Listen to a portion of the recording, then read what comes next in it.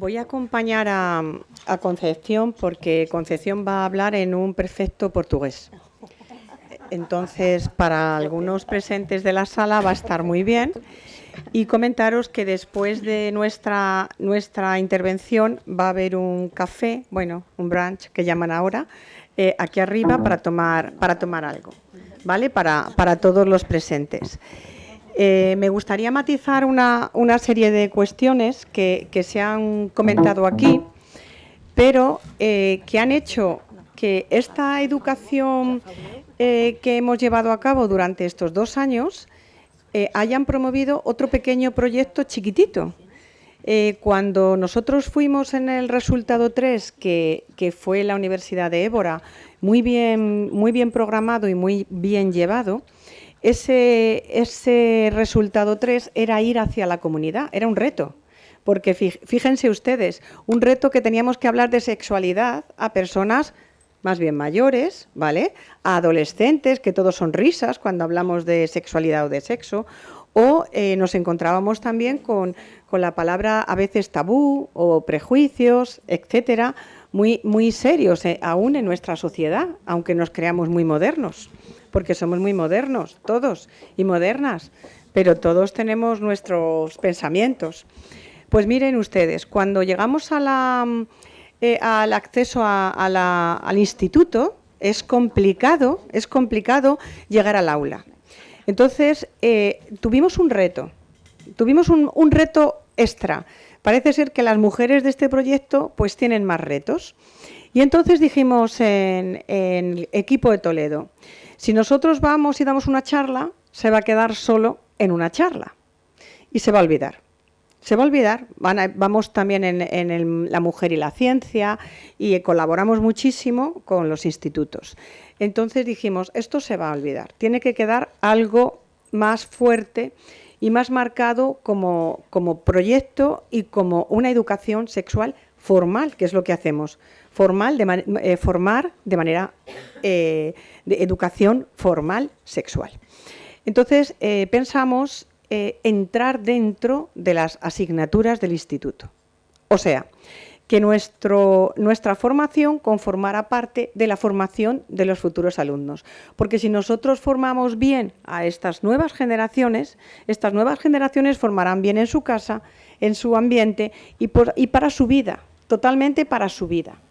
Entonces, como bien ha explicado Irene, una gran promotora de este proyecto y gestora del mismo, como bien ha explicado, propusimos un subproyecto, o sea, un proyecto chiquitito dentro de este proyecto tan grande. De tal manera que además fuimos a los institutos, hablamos con los jefes de estudio, sobre todo con las direcciones, para que pudiéramos entrar en 2 asignaturas importantes. Entramos en la asignatura de biología y entonces nos dedicamos más al cuerpo, a lo biológico, a lo físico. Y entramos también para llegar al alumnado de ciencias sociales y que nadie quedara sin educar, llegamos a la asignatura de historia. Y la asignatura de historia, dirán ustedes, ¿y la asignatura de historia a esta mujer se les ha ido a la cabeza? No, para nada. Nosotros, históricamente, venimos de algún sitio, nosotros venimos del cuidado, yo soy sanitaria, pero me gusta mucho la rama sociosanitaria, porque todos y todas conformamos una misma sociedad y unos mismos cuidados y unos mismos avances. Entonces cogimos la asignatura de historia y también cogimos la asignatura de biología. De tal manera que hablamos con los profesores, el profesorado que daba clase a todas este alumnado, tanto a nivel urbano y a nivel rural. A nivel urbano decidimos un instituto público. ¿Qué significa un instituto público? Pues que nos dejaban mayor acceso que un instituto concertado. Pero claro, había que llevar un programa para que se introdujera dentro del programa formativo de la asignatura. Tuvimos que ir a la Consejería de Educación y llevar nuestra propuesta, presentar nuestro proyecto y hacer una serie de encajes de bolillos para hacer innovación e investigación. De tal manera que lo conseguimos, entrar en las aulas de manera formal y de manera institucional. Eso es muy importante porque esto es un contenido de las propias asignaturas que estudian estos alumnos dentro de su instituto. O sea, ¿y cómo hicimos esto? ¿Vamos nosotros como docentes y formamos, como yo voy, por ejemplo, a la clase de grado, a Saramago, y os formo? No, otro reto más. Como bien ha comentado Irene, en el resultado 2 hicimos 4 talleres formativos de nuestros propios alumnos de educación superior. Fíjense lo que nos pasó en estos talleres. Los publicitamos porque el proyecto decía que había que publicitarlo para que vinieran algunos alumnos, etcétera. Resulta que un taller, para que sea efectivo, tiene que ser con pocas personas para poder hacer cuestiones diferentes. Pues nos encontramos que se inscribieron como 80 y tantas personas de la universidad en educación superior. No podíamos, tuvimos que cerrar y empezamos a actuar con 50 personas que ya eran. Teníamos alumnado de trabajo social, de asistente social, teníamos alumnado de medicina, de derecho, de enfermería, de fisioterapia, de educación. De todo lo que os imaginéis, ahí estaban inscritos. La pena fue que no pudimos formar a todos los alumnos, porque eran talleres. De estos talleres, de estos 4 talleres, que tengo que decir que el primero fue fantástico, porque fue un taller donde se terminó bailando. Los alumnos terminaron bailando. En el segundo taller fue tan bueno, como ha comentado Irene, porque aparte de hablar de esa diversidad sexual que existe actualmente, tuvimos alumnos propios nuestros que quisieron decir su experiencia. ¿Por qué la heterosexualidad? ¿Por qué la homosexualidad? ¿Por qué la transexualidad? Y ellos mismos fueron los que hablaron de su visión, desde su percepción de estas cuestiones que cada uno vive de manera personal. Fue tan interesante, el tercero fue aquí, se nos llenó el salón y fue un éxito, pero aquí hablamos también de la sexualidad de los niños con cáncer, que no hay que olvidar estas patologías crónicas que hacen que algunas personas tengan que vivir su sexualidad y que tengamos los profesionales sanitarios que cuidar esas hormonas sexuales, porque los niños se hacen adolescentes y luego se hacen mayores. Y tuvimos compañeras del hospital, en este caso era del Hospital Virgen de la Salud, ahora el HUD, que nos expusieron muy bien casos y cómo ellas trataban a este colectivo de chicos. También tuvimos compañeras que nos trajeron aquí una verdad de lo que es la sexualidad para estos pacientes que viven en este hospital, que viven porque se pasan largos periodos aquí dentro. Y tuvimos aquí también una alumna espontánea nuestra que había sufrido una enfermedad oncológica y que contó su experiencia. Fue un acto de generosidad importante que tenemos que agradecer también desde este proyecto, porque gracias al público y a todos hemos podido llegar lejos. Pero estos alumnos que se formaron en estos talleres han sido los que han ido al instituto y los que continúan yendo, porque sometimos otro pequeño proyecto de innovación docente a la propia Universidad de Castilla-La Mancha y nos concedieron el proyecto. Entonces, seguimos formando, aunque este proyecto finalice aquí, seguimos yendo a los institutos, cogiendo nuestras mochilas, poniendo nuestras deportivas y formando a la gente diariamente, que luego dicen que si nos da tiempo a dormir. A veces no, pero dormimos un poco y continuamos formando. Os comento que en los institutos, tanto a nivel urbano como a nivel rural, el acogimiento es maravilloso, que estamos dentro de los programas de esas asignaturas, que creo que era importante decirlo porque conforman la educación de nuestros futuros alumnos. Y además hay que contar con una figura clave, que es la enfermería escolar. La enfermera escolar es yo diría VIP, que a mí me gusta mucho la palabra VIP, como importantísima en nuestro medio, porque la enfermera escolar, aquí tenemos una representación que está Irene en la mesa, como enfermera escolar. La enfermera escolar ayuda, protege, y promueve la educación para la salud dentro del aula. Y yo creo que esa figura es totalmente clave en el desarrollo formativo, educacional y del cuidado para nuestra sociedad. Es importantísimo contar con ella, de tal manera que sabemos que la salud y la enfermería está en muchos lugares de nuestra vida. Eso es lo que hemos querido con este proyecto estar, tanto a nivel científico, como hemos hecho las tesis, cómo se han desarrollado, como los artículos, como capítulos de libro, como lo que vamos a presentar ahora a continuación, que es muy importante lo que vamos a presentar ahora, cómo llegar a la educación superior sin olvidar la sociedad, sin olvidar las personas, el día a día. Porque si nosotros seguimos formando la sociedad y los que nos van a cuidar a nosotros y los que van a formarnos posteriormente, van a estar con una mayor solidez a la hora de poder conformar una sociedad diferente.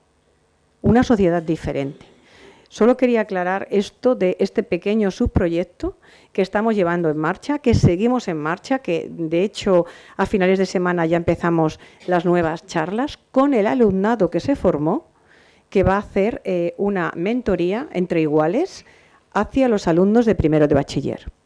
Y luego estos alumnos del propio instituto de primero de bachiller, acompañados por los de educación superior, van a formar a los de tercero de la ESO. ¿Por qué tercero de la ESO? Porque era un curso clave e importante. Cuarto de la ESO, cada uno decide dónde va. O va a bachiller porque quiere hacer unos estudios en grado superior, pero también están los grados medios y los grados superiores, que se pueden alcanzar también a través de tercero de la ESO. Con lo cual, estos alumnos eran importantes en ese momento para poder acogerlos y poder formarlos igual que los que van a ir a educación superior. Yo creo que una sociedad igualitaria y formada de igual manera puede llegar mucho más lejos a la hora de un futuro próximo. Y como digo, me voy a quedar aquí para Concepción. ¿Te quieres venir aquí o te quieres quedar ahí? Lo que tú quieras. Yo me voy a quedar aquí.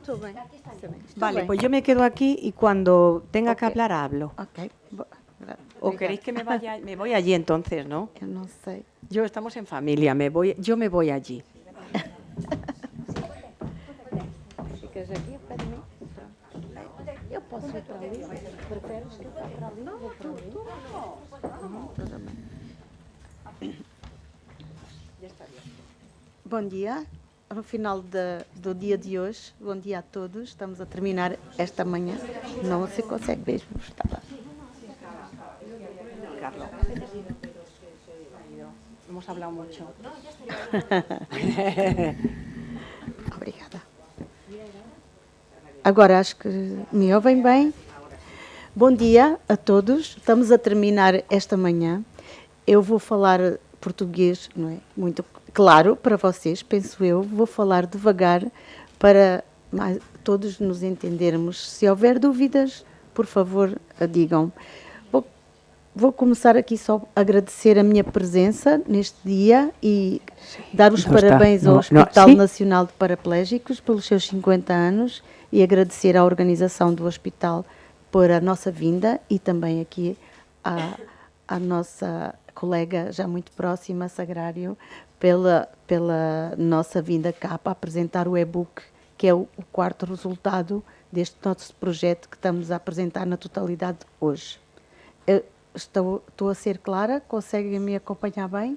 Obrigada. Muita coisa já foi dita, sem dúvida. O projeto já foi todo apresentado. Fiquei apenas aqui por finalizar com o último resultado, pela responsabilidade que teve neste resultado final, que é a apresentação do e-book, como vocês estão a ver já na apresentação que eu coloco, e que vou dar uns pontos principais só, porque realmente todos vão poder ter a oportunidade de ler com muito mais pormenor no e-book, que está bastante interessante, bastante criativo e que acho que é muito bom todos darem uma vista de olhos e, portanto, é uma forma de o apresentarmos. Penso que, em termos do que é este projeto, muita coisa já foi dita. Cabe-me aqui apenas dizer que, talvez assim numa conclusão, que trabalhar a educação sexual continua a ser muito importante, muito premente, e nos sistemas educativos atuais torna-se essencial. E cada vez mais, e continuamos a verificar que é importante criar dias formativos para conseguirmos uma resposta mais adequada para estas questões da promoção da educação sexual no ensino superior.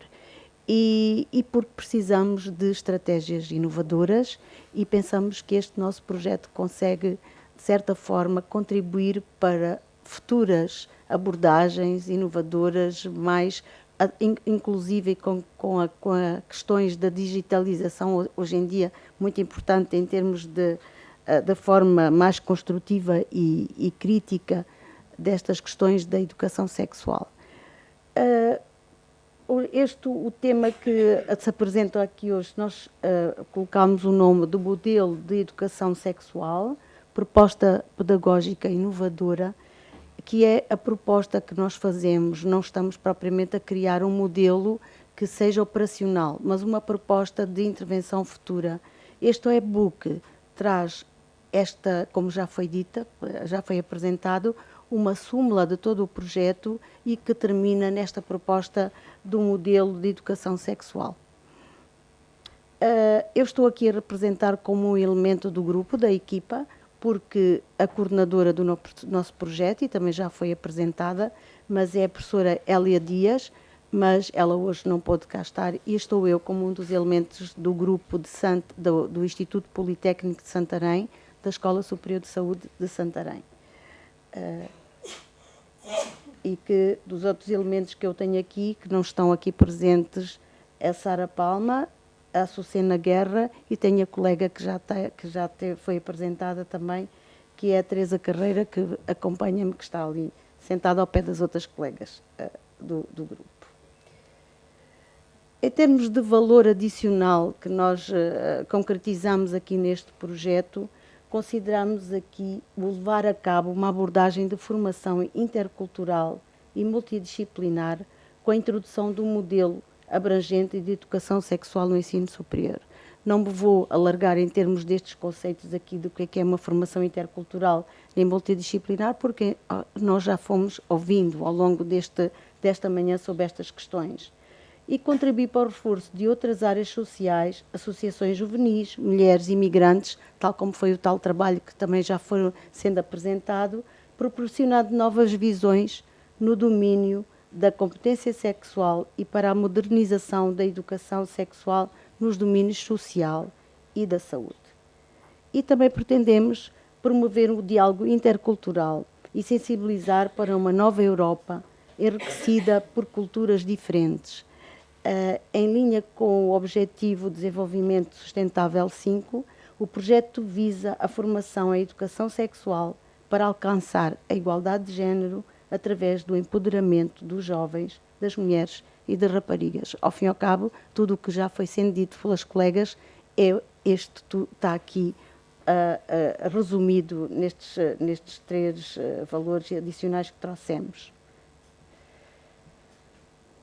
Em termos de coordenação editorial, só para reforçar, porque também já foi de certa forma abordado, temos aqui nós, como coordenadores, a professora Hélia Dias, como representante da escola em que coube esta responsabilidade deste resultado, que é a elaboração do e-book, mas temos também a professora Ana Frias, da Universidade de Évora, e temos a professora Daniela Mecugni, da Universidade de Modena, e Reggio Emília, de Itália, e, claro, a investigadora principal, a professora Maria Sagrário Gomes Cantarino, daqui da Universidade de Castilha de La Mancha. Aqui resumir um pouco como é que está este e-book construído. Portanto, temos aqui, em termos de orientações, sistematizar as principais atividades de cada resultado. Quer dizer, vocês, há pouco foi apresentado todos os resultados que temos. Neste e-book conseguirão ver cada um desses resultados, onde se apresentam os conceitos estão aqui associados, há uma introdução, há um planeamento de como é que estes resultados foram programados e depois a seguir uma fase de preparação e depois uma fase de operacionalização. O e-book traz-nos isto de forma a poder ser replicado, por exemplo, é uma forma de podermos operacionalizar com imagens bastante... permitem-nos perceber como é que as coisas foram dinamizadas em diferentes contextos. Falamos aqui, muito se calhar aqui falamos em Espanha, mas como todos os parceiros dinamizaram estas atividades, as fotografias que vos apresentam é de Portugal, é de Itália, são de Espanha também, portanto surgem aqui todas as situações que foram dinamizadas.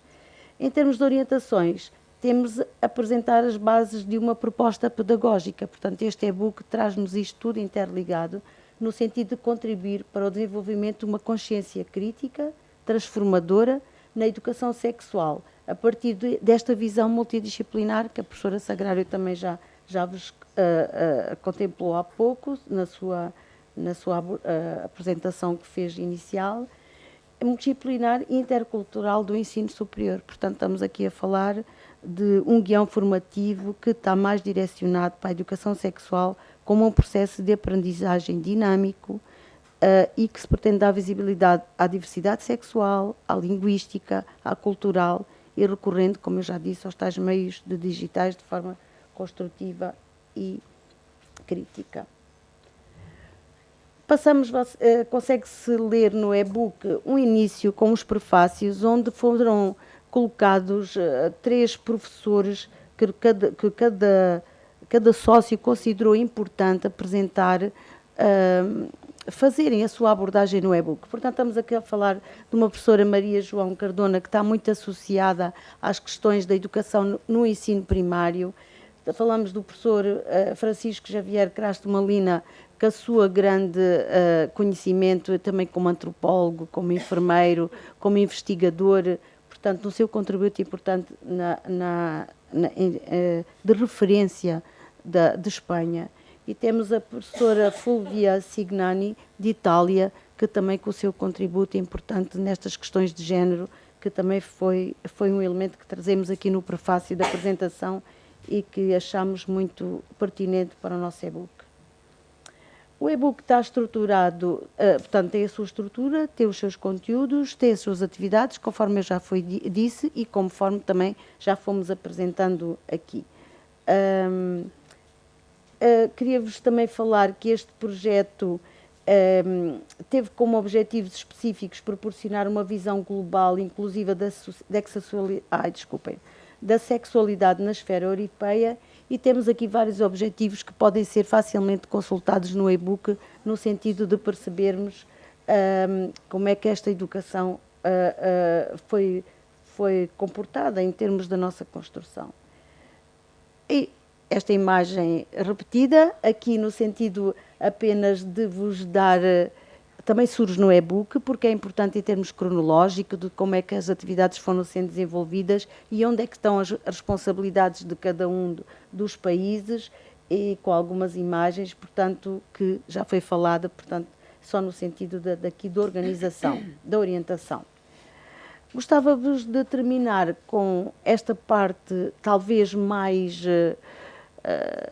um pouco diferente do que temos ouvido agora durante este período da manhã, em que tem a ver com este tal modelo de inovação em sexualidade, como proposta pedagógica inovadora, focado, portanto, no ensino superior, na educação em sexualidade. É importante aqui esta leitura que fazemos, porque toda a parte de fundamentação, de sustentação, tem a ver com o quê? Tem a ver com a literatura de que surgiram os aspectos mais, as variáveis, vamos assim considerar, as variáveis mais emergentes que foram surgindo e que nos trouxeram para este trabalho de pensarmos neste modelo de educação em sexualidade no ensino superior. Encontramos aqui 2 atores principais, que falamos dos professores e dos estudantes, como é óbvio, este modelo de aprendizagem centrado no estudante, mas com uma participação muito importante do professor. E aqui, nas questões do professor, vão-vos surgir, dentro destas variáveis que nós fomos encontrando na literatura e que fomos trabalhando, a importância que os conteúdos têm, porque nós verificamos que, apesar de haverem nos planos de estudos conteúdos que são abordados, verificamos que não há uma abordagem holística, portanto não temos uma harmonização de falar da sexualidade em termos ao longo dos ensinos, mas agora focando um pouco no ensino superior, que conseguimos perceber que às vezes há estudantes que chegam ao ensino superior onde este conhecimento sobre a sexualidade ainda é muito carente, que não lhes permite ter as competências necessárias para eles conseguirem, até na sua própria vivência e no futuro, se pensarmos, por exemplo, que são futuros profissionais de saúde, então como é que estão estas competências para eu poder abordar se eu própria ainda não as consigo ter completamente identificadas e desenvolvidas para mim como ser único, não é? E é neste sentido que eu acho que o professor necessita também nós conseguimos perceber que estes conteúdos, ao serem abordados de uma forma mais holística a nível do ensino superior, também permite que o professor consiga trabalhar mais facilmente com os alunos. Portanto, há uma necessidade de melhoria de planos de estudos no sentido de uma abordagem de conteúdos mais holísticos e não tão biológicos como alguns ainda se remetem. Depois estamos aqui a falar das questões das próprias barreiras, e as barreiras também estão no próprio professor. Dificuldade, na importância que dá a esta temática da sexualidade, na forma como é que ela aborda, nos seus próprios mitos e tabus que estão associados, as próprias questões culturais e de vivências de cada um. Portanto, tudo isto demonstra que o professor, para conseguir ter uma intervenção, uma abordagem mais adequada para o estudante, necessita de adquirir novas competências. Daí que também surjam aqui os tais skills, as tais competências associadas às dificuldades que se encontram nas atitudes e nos comportamentos dos professores em relação à abordagem da sexualidade.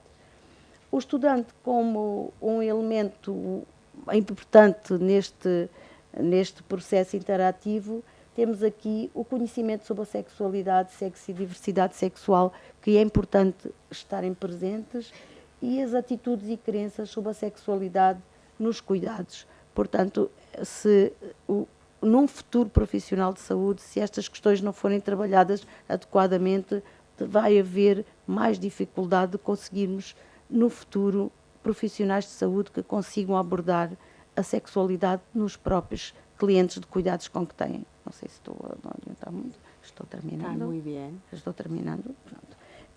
Queria só concluir aqui com alguns pressupostos que nós achamos importante incluir nesta abordagem. Vou baixando sempre a minha voz, peço desculpa, a minha voz é assim.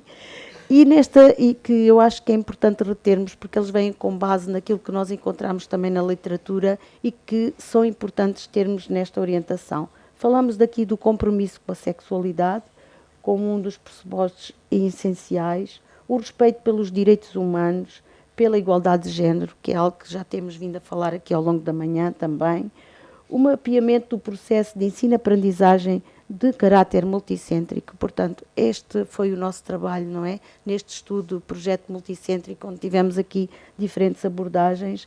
A recomendação sobre a revisão curricular, tal como falei há bocado, importante cada ensino superior pensar nos seus planos de estudos se adequam às novas realidades, às novas... nós, neste momento, estamos a viver... a diversidade sexual é muito diferente do que era há uns anos atrás e há uma grande necessidade e rápida de mudança destes planos de estudos para dar a resposta às necessidades das sociedades e dos indivíduos e das próprias comunidades. A formação de professores, portanto, os professores sentem esta necessidade e nós temos isso e vocês conseguem ver nos resultados que fomos encontrando, que vão ao encontro da literatura, que nos mostram que os professores têm a necessidade de formação para conseguirem abordar com mais facilidade estes conteúdos, e o reconhecimento das aprendizagens formais e não formais e necessárias para todo este envolvimento neste processo de educação sexual. Portanto, não temos a pretensão de criar aqui um modelo operativo, mas dar uma abordagem possível do futuro de podermos trabalhar nesta educação em sexualidade, neste processo de aprendizagem no ensino superior. Termino aqui dizendo-vos que, como é óbvio, está aqui um longo trabalho a ser desenvolvido, no mundo em constante mudança e que todos os dias lança-nos desafios no plano individual, no plano social e comunitário, dos cuidados de saúde e da educação.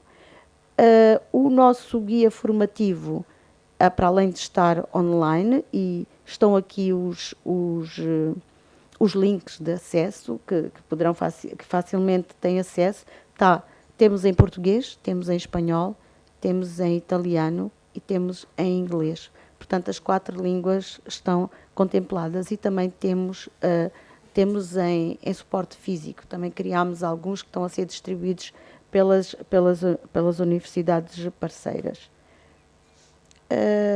Pronto, grato pela vossa atenção. Acho que terminamos aqui da melhor forma com este nosso guia formativo e muito obrigada.